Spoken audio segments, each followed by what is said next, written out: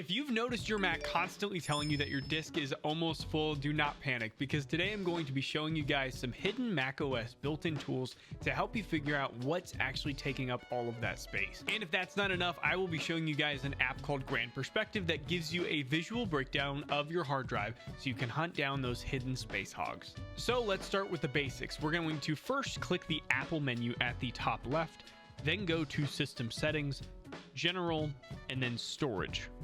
You'll see a bar across the top breaking down your space into categories like apps, documents, messages, photos, system data. But here's the part that most people actually miss. Next to each category is a little I or an information button. And if you click that, it opens a more detailed breakdown. For example, under documents, you'll get 4 tabs: large files, downloads, unsupported apps, and a file browser.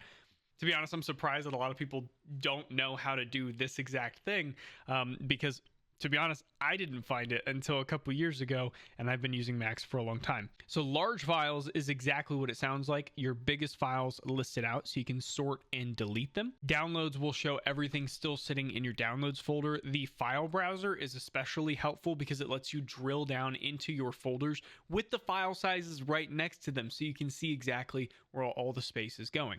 So now let's check out applications. If you click the I icon, you'll see all the apps installed on your Mac sorted by size. And what's great here is that you can delete directly from this window without having to drag things into the trash manually. And if you've got some heavy apps that you don't use anymore, this is the fastest way to clean them out. And if you're someone that uses the messages or iMessages, the same thing applies. You can click the I icon there and see all the conversations or attachments that are holding up space.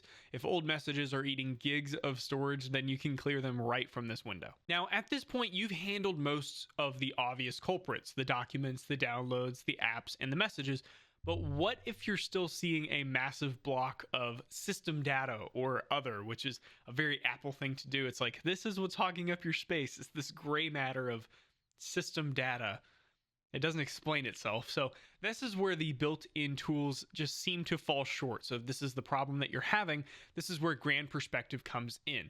It is a free app that gives you a visual map of your drive, every file represented as a block, sized by how big it is, and color-coded by the type of file that it is. With just a quick glance, you can kind of spot the monsters hiding in your system. Maybe it's old backups, giant cache files, or leftover installers.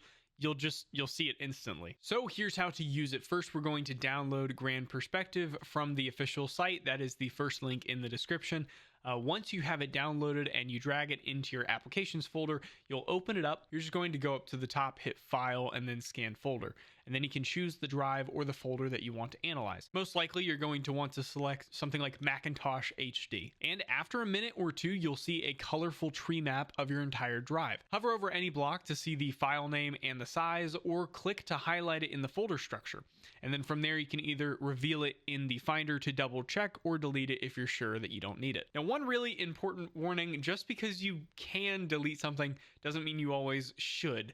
So safe bets include old movies, duplicate downloads, disk images, so like the DMG files, or massive folders that you recognize like games or old projects that your Mac was just recognizing as system data.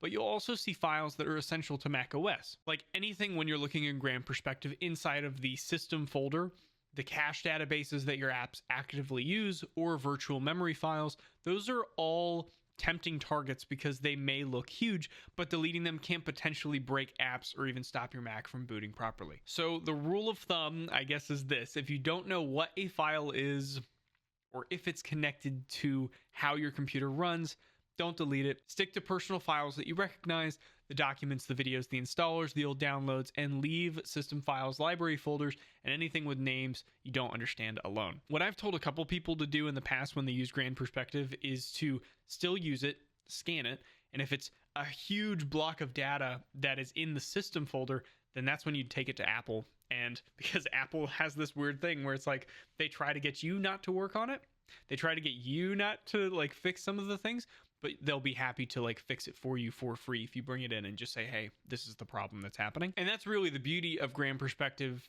as a whole, is that it gives you that bird's eye view of your storage. Instead of digging through folders blindly, right-clicking, get info, reading how big the folders are, you can see exactly what's hogging up all the space and make smarter decisions about what to keep and what to let go. So start with macOS's built-in storage settings. They'll get you pretty far, but if you hit a wall with a mysterious system data or just want that visual perspective, fire up Grant Perspective and you'll finally see your hard drive in the way that makes sense.